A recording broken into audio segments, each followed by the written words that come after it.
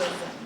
They tend to use repeated syllables and they do their best to mimic the words of the adults around them, but it usually ends up like an incomprehensible language that only mom and dad can understand.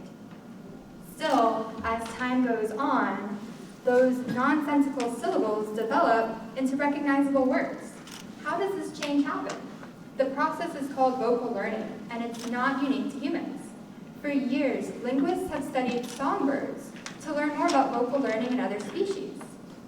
They found that, like humans, songbirds learn their vocalizations by mimicking the adults around them.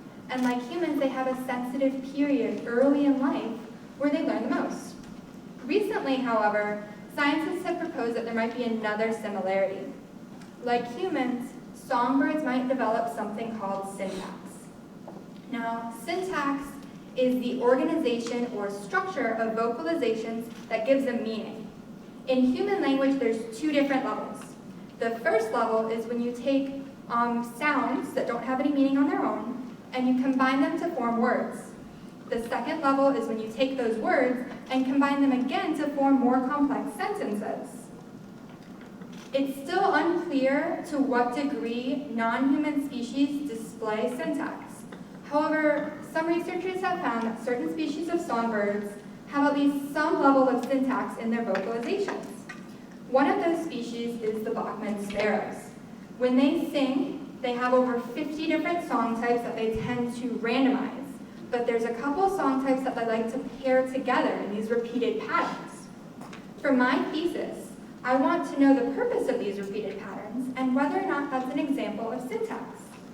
To do this, I will be conducting what's called a hand-rearing study.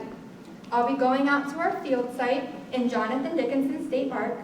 I'll be monitoring breeding pairs and collecting 14 male nestling sparrows, and then I'll be bringing them back to our lab in Davie and exposing them to various songs.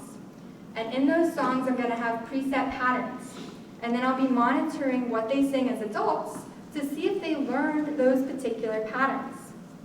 The goal of my research is to see if syntax is something that the species learns to better understand how syntax evolves in these other species. And who knows, perhaps my research can also shed some light onto how human language develops from incoherent baby babble to a complex thesis delivered in under 3 minutes.